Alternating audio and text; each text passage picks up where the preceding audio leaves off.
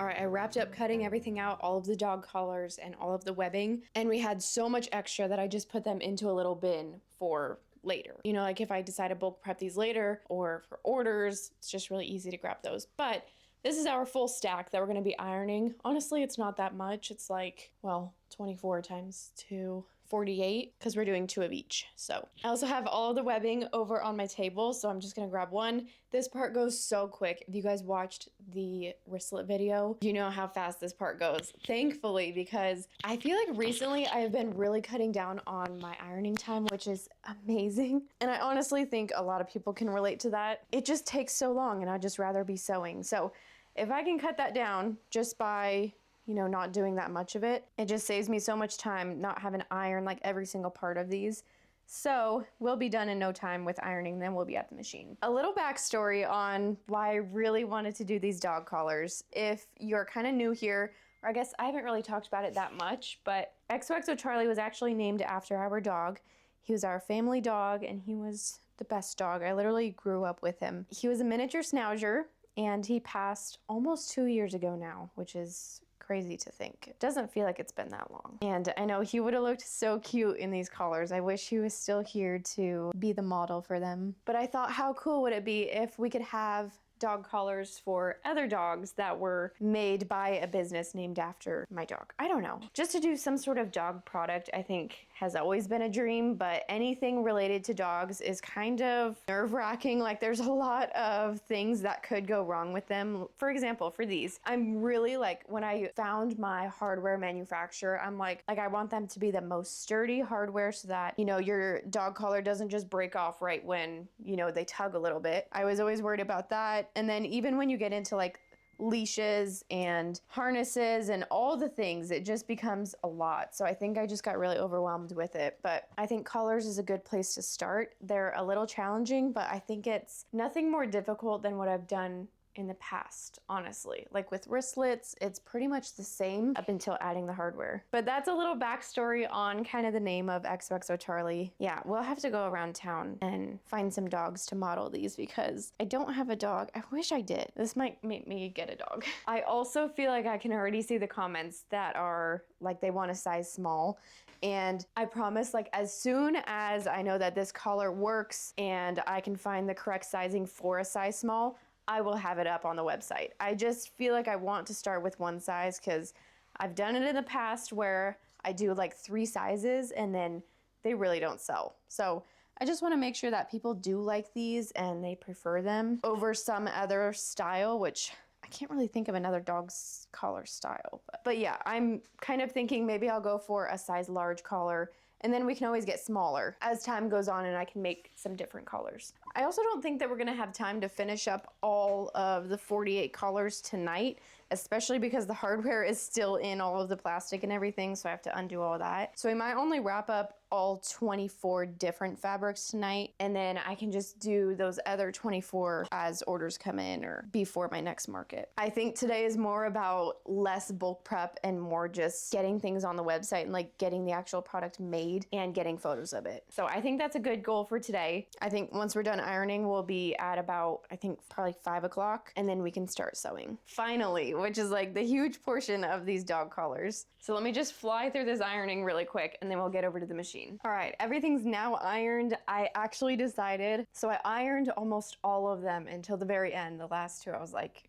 forget that. I'm just gonna do 1 of each. And then I decided, why don't I just sew only 1 of each? And then I can sew those ones later, because I think I'd rather have all of these up on the website earlier than later and just try and make more later. Yeah, regardless, we're gonna make 1 of each, at least. Sew 1 of each and then add metal to 1 of each. I'm gonna use my 8700, it's just quick. Something that I did for these is I did use a different webbing than what I use for like straps and wristlets and things like that. This one was recommended more for dog collars, so I got different webbing. I actually kind of like it more than what I use for my wristlets because I think the wristlet ones, you can almost feel the texture of the webbing through the cotton fabric. And I kind of don't like that. Like the webbing that I got initially for them, I liked a lot more, but the ones that I get in bulk is kind of like, I don't know, it's like woven very, I don't even know how to explain it. It's just very textured compared to the first cotton webbing that I tried. And this is kind of like in between the two, but still has some texture. But it's not like it's bad, it's just like, I think because the very first cotton webbing that I did use had barely any texture to it, so I couldn't really tell from the outside that there was webbing. I will say one thing that has, oh, I forgot to sew this down. Oh, that's okay. One thing that I'm doing different on these versus the very first trial that I did, the vintage pink one, is so I cut out the cotton fabric just 1 inch larger than the webbing. And the reason for that is that at the end here, I would have a raw edge, and that raw edge never gets sewn down in the final product. Like there's nowhere that you're like sewing over that seam to make it a covered seam. Like there's nothing fixing that. So I kind of have to fix it when I'm sewing it on this step, just by folding over that end of fabric that doesn't have webbing in it. Because if I were to do that while sewing the collar, it gets very bulky if you have webbing folded on top of itself. I mean, obviously. So that's something that I'm changing with this and trying to be more aware of as I'm sewing them, is just to sew down that edge so that when we're sewing the final thing, it's a lot easier to work with. So let me show you the example. This is now how it looks with the sewn down edge. And before, this would just be a raw edge. So when we fold it over and we sew down like an X onto the dog collar, this is a finished edge. Whereas on the vintage pink, it's just a completely raw edge and it just does not look good. And I think it's gonna fray like crazy. So that's something else that I changed about the design, and I think it's gonna work a lot better for us. I will tell you guys, my most recent fixation, like my obsession recently, which this is so random, has been chess. Okay, I don't think I've ever talked about this before, but I literally just played a chess game before this on chess.com. Guys, get the chess. Well, actually, maybe don't, because I have hit a 68-day streak on chess.com. I'm telling you, this is like taking up every free second that I have. It takes up my whole brain while I'm working. I'm like, how could you get better? But I just played a match. That's why it's on my mind. I'm like, how could I do better? And why did I lose? Like, I'm trying to think about it. But it all started when I watched The Queen's Gambit on Netflix. One of the best shows that I've ever seen. I wish it was longer. I would watch the whole thing. But it was so good that I was like, I need to know what this chess game is about. So ever since, I have been playing chess every single day, and I love it. Like, I'm the kind of person who loves Monopoly. I love a long game. I love really any game. Like, I would play cards all day. I would play any board game all day. I love games. But if you guys have not played chess before, just try it out. It is kind of quite the learning curve, honestly. Like, a lot harder than any other game to learn, at least that I've tried, but it is so worth it. I've finally gotten to the point where I know what each piece does without even thinking about it.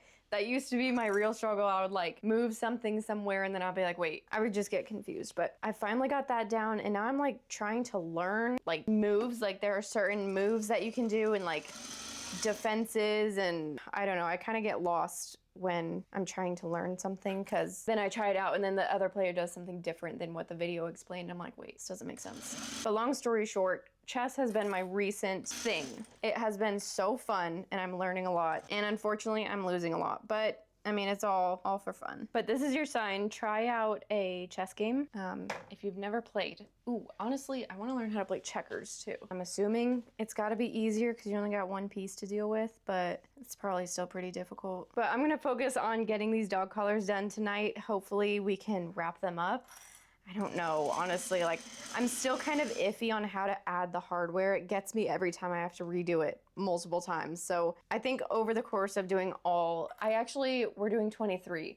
I know I said 24, but we're not doing mini rows because that's more like a flannel fabric, and I don't think that would make a very good dog collar. So we're doing 23, and over the course of those 23, I think I'll finally learn, you know, like without even thinking about it, how to add the metal, because it gets really difficult sometimes. So I'll get to sewing up all of our fabrics, then we can see how they look as actual dog collars. I'm so excited.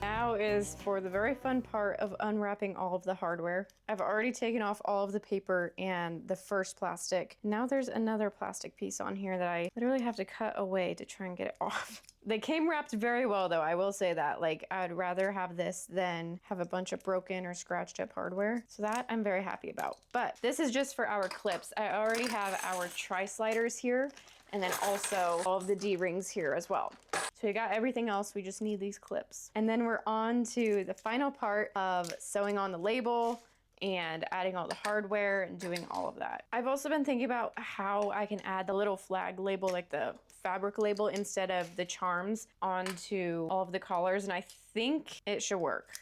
I haven't tried it yet, but I think it should. All right, this is gonna work perfect. I just tried it out, and this is exactly where I wanted the label. I think this is perfect, just sticking right out of the top of the collar. And then this part will go around and attach right here. So then it's just right on the front of the collar. I think that looks so good. And then I might still add the charm. I guess, I don't know. since it already has the label, I feel like it doesn't really need the charm, but I think the charm is cute actually. We'll play it by ear. I'll still add the labels into all of them and then we'll kind of see at the end. But I love it. I think it's so cute. I'm gonna get to adding all of the hardware onto all of our dog collars, and then we'll get to see how they look as a final piece.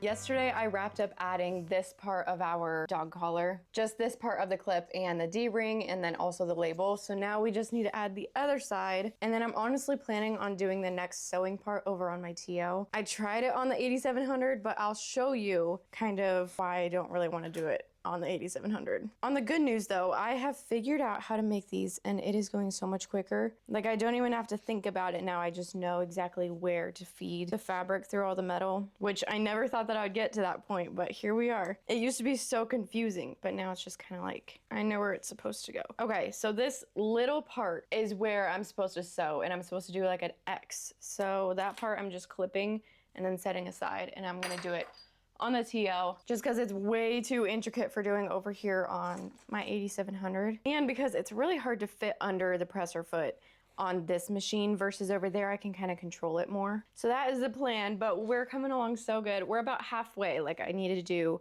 half of them through this step and then we can start sewing again. And then honestly, like I might go out and about and see if anybody wants a free dog collar in exchange for a photo, because I really need some dogs to like model these and see if the sizing actually works. Honestly, I probably should have done that first, but I think they're gonna be good. I also really love the labels. Also, some of them I was finishing up this morning with sewing this last part over here, and I had the weirdest thing with my 8700. I don't know what caused it. Like I'm trying to figure that out, but there's a little mechanism that stops the presser foot from going down. Maybe like the machine knows if there's like something blocked or something in the way that it doesn't want the presser foot to go down on, so then it engages that. I don't know what the issue was, but that got activated 2 different times. And the 2 times that it did it, it was when I was finishing the stitch. Like I did the auto back stitch and the thread cut. So I don't know if that's a thing like on this machine where it will stop the presser foot from going down. I don't know, I've never seen that before, so I was just kind of caught off guard by it. But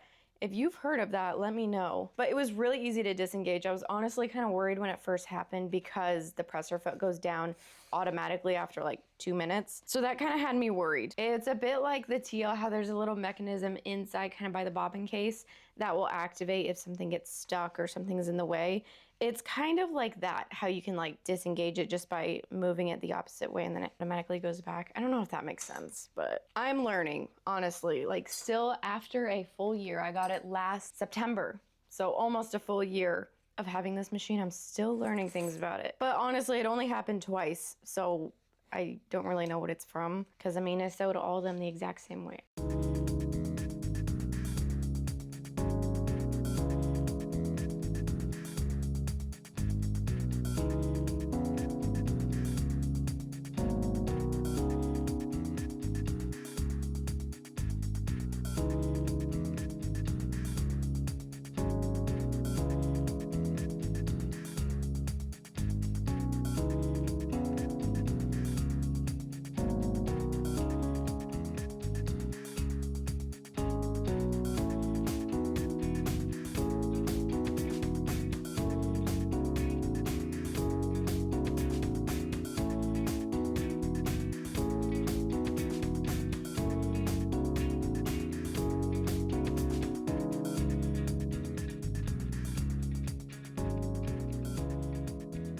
It is crazy how when you sew something over and over and over again, you get quicker at it and it just becomes easier. And honestly, I got better at it as I went too. I thought that this part was gonna be the hardest, but it turned out to be really easy just sewing the square. And all of our dog collars are now complete in all 23 fabrics. I think they turned out so well. I'm so proud of how they came together and the really nice hardware on them. Like, I really tried to make these as durable as possible. If you would like an XOXO Charlie dog collar, they are now available on my website in all of the colors. Like, look at the little cherries. I would love this as a dog collar, and the rosette. Honestly, I like that one too. And I think Colorful Picnic is one of my favorites. And the little mini bows, like, I'm gonna have to make these in a smaller size, honestly. I can't wait to see how they look. I think they're gonna be adorable. And honestly, with the tri-slider, I feel like these are gonna fit a lot of dogs. This is the largest that it goes. Then if we adjust this, we'll see how small it can go. If we go all the way to the other side and then over, this is as small as it goes. So honestly, like, I feel like this is gonna fit a lot of dogs. Like, if it can go this small, but honestly, I think the thing there is gonna be the height. I think that that's what will limit, like, this size dog. I think it'll just be too tall for their neck, so I think I'll definitely have to do a size small. But I just wanted to try these out, see how they do, what you guys think of the dog collars. Let me know down in the comments which one is your favorite. And if you did get one, feel free to send me a photo of your dog wearing the collar. I would love to see it. And with that, I'm so excited to finally add another product to my shop for you guys. And I hope you enjoyed this video of designing and sewing all of my different dog collars for my small business. And with that, thanks so much for watching, and I'll see y'all in my next one. Mwah. Bye.